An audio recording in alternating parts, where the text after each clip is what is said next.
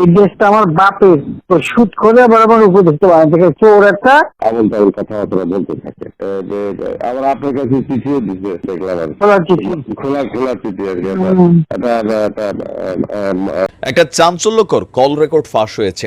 আপনাদেরকে সেই কল রেকর্ডটা ফাঁস করানোর মানে শোনানোর আগে দুইটা কথা বলা খুবই জরুরি। প্রথমত, তথ্য প্রযুক্তির এই যুগে আমি আপনি যে যেখানেই কথা বলছি রেকর্ড হয়ে যাচ্ছে। সময় যদি খারাপ হয়ে যায় তখন এই রেকর্ডিং কথাবার্তাগুলো কি পরিমাণ বিপর্যয়কে আনতে পারে এটা আজকে নিশ্চয়ই সাবেক প্রধানমন্ত্রী শেখ হাসিনা অনুধাবন করছেন। শেখ হাসিনার সাথে ডক্টর ইউনূসের সম্পর্কটা কিন্তু খারাপ ছিল না। একসময় গ্রামীণ ব্যাংক খুবই নেগেটিভ সিচুয়েশনে পড়ে গিয়েছিল।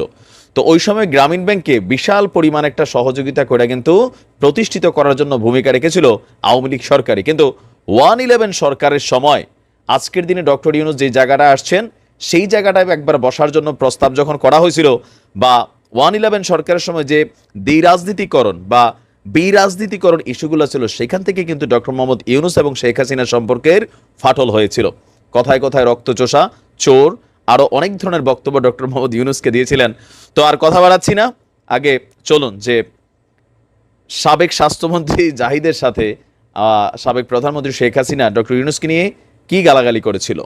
না, খুব উপদেষ্টা বানাও দিন আমি এক নজর করে ফেলাই দিচ্ছি, আমার উপদেষ্টা লাগবে না। এই দেশটা আমার বাপের, তো সুদ করে আবার আমার উপদেষ্টা বানাতে থেকে চোর একটা আবল তাবল কথাবার্তা বলতে থাকে।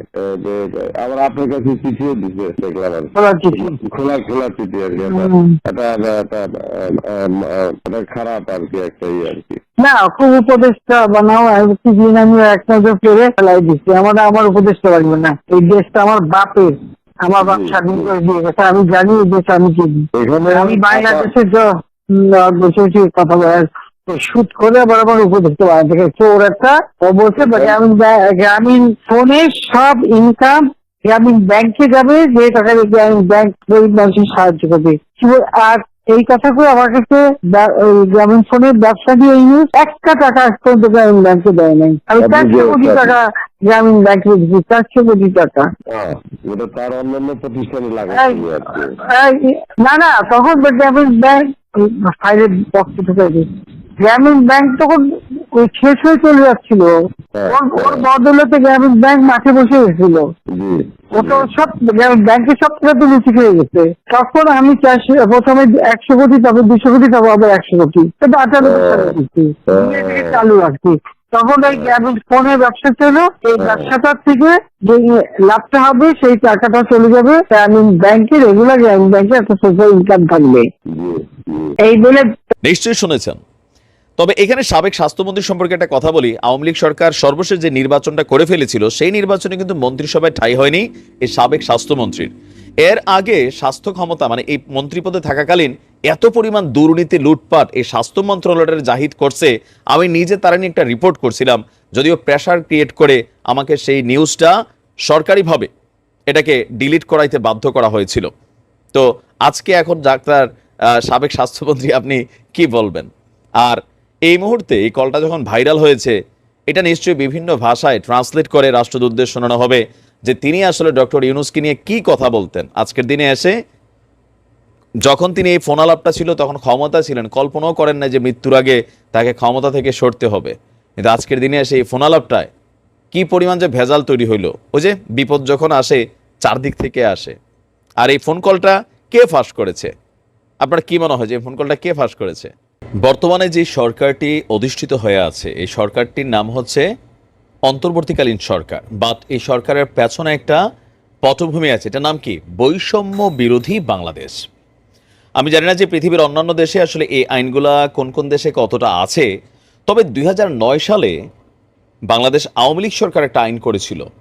সেই আইনটা স্পেশালি শুধুমাত্র শেখ পরিবার, হচ্ছে বঙ্গবন্ধু শেখ মুজিবুর রহমানের 2 কন্যা, তাদের ছেলে মেয়ে, তাদের নাতিপতি, এরপরে সম্ভবত প্রজন্ম যারা আছে, আজীবন রাষ্ট্রীয় খরচে একটা স্পেশাল সিকিউরিটি পেত।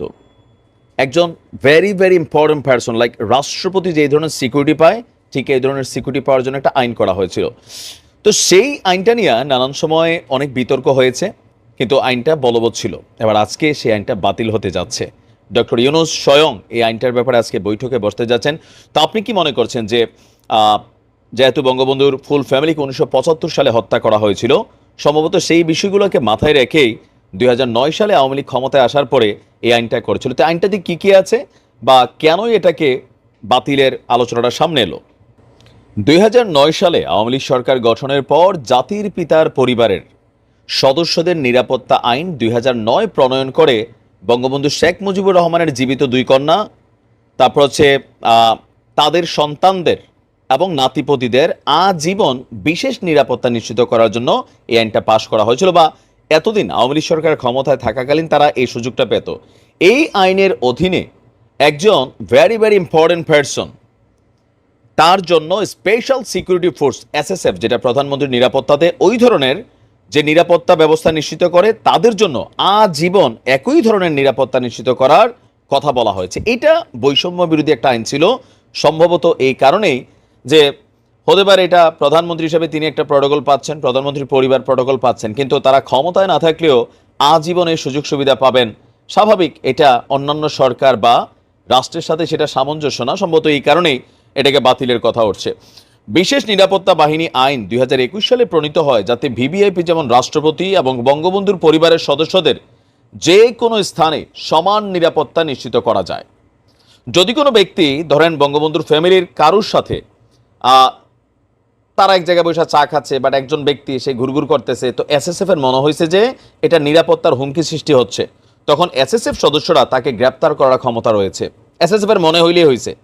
আবার ওই ব্যক্তি যদি গ্রেপ্তার এড়ানোর চেষ্টা করে বা দৌড়ে পালানোর চেষ্টা করে, আর এসএসএফ সদস্যরা যদি মনে করে তাকে গুলি করা প্রয়োজন, তাহলে গুলি করতে পারবে, এবং প্রয়োজনীয় উপায়ে যে কোনো উপায়ে তাকে মাইরা ফেলার অধিকার দেওয়া হয়েছে এই আইনে। এই আইনের আওতায় এসএসএফ এর সদস্যদের কৃতকর্মের জন্য সরকারের পূর্ব অনুমোদন ছাড়া কোনো মামলা করা যায় না। ধরেন একজন এসএসএফ সদস্য সজীবাদের জয়ের মেয়ে বাংলাদেশে আসছে, সে এক জায়গায় বসে একটু ফুচকা খাচ্ছে, আপনার মনে হয়েছে আপনি গিয়ে ফুচকা খাওয়াটা দেখবেন, তাকায় আছেন, এসএসএফ সদস্য মনে করছে আপনি ইশারা দিচ্ছে, আপনি গেলেন না, আপনাকে গ্রেপ্তার করতে পারবে আর মন চাইলে গুলি করে মাইরা ফেলতে পারবে যদি আপনি দৌড় দিয়ে পালাইতে চান। ঠিক আছে? আর এটার জন্য আপনার মামলা টামলার ইস্যুগুলো আসবে না, এখানে অনুমতি নিতে হবে।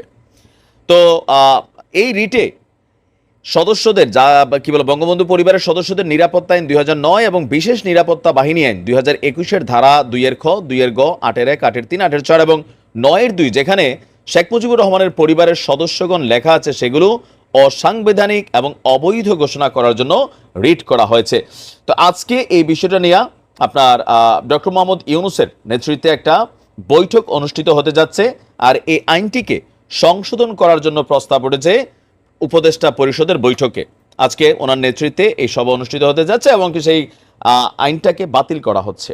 এখন আপনি কি মনে করেন যে আইনটা বাতিল করা কতটুকু সঠিক? তবে আমার মনে হয় যে এই আইনটা এতটা লম্বা করা হয়েছে বা আজীবন, তো কোথাও না কোথাও যিনি একজন নেতা, তিনি দেশের জন্য লড়ছেন, তিনি দেশের জন্য মারা গেছেন, যেমনি হোক হত্যা হয়েছে, আবার আওয়ামী লীগ হোক বিএনপি হোক, তো কালকে বিএনপি এসে একই কাহিনী করার সুযোগ আছে যে না জিয়া পরিবারের আজীবন নিরাপত্তা দরকার। তারপরে হচ্ছে ভবিষ্যতে আরেকজন আসলেন, তিনি ভাবলেন যে আমার 14 গোষ্ঠীর আজীবন নিরাপত্তা দরকার। তাহলে দেশের জনগণের নিরাপত্তা কি এই দেশে প্রটোকল আছে? নাই। তো সেই ক্ষেত্রে এটা বৈষম্য বিরোধী একটা আইন ছিল। তবে আওয়ামী লীগের বক্তব্য যে যেহেতু 1975 সালে ফুল ফ্যামিলিকে শেষ করে দেওয়া হয়েছে, সেই জায়গা থেকে এই আইনটা বা এই নিরাপত্তাটা জরুরি ছিল, কারণ তাদের প্রাণের হুমকি আছে। তো সেই জায়গা থেকে তারা এই আইনটা করেছিল। বাট এখন বৈষম্য বিরোধী বা আজকের দিনে এসে মনে করা হচ্ছে না এটা আসলে দরকার নাই, সাধারণ মানুষ যা পাবে তারাও তা পাবে। এরপরে ভিআইপি একটা প্রটোকল সেটা থাকে, সেটা আলাদা বিষয়। তো দেখা যাক এটার রিয়াকশন আওয়ামী লীগ কিভাবে দেয়।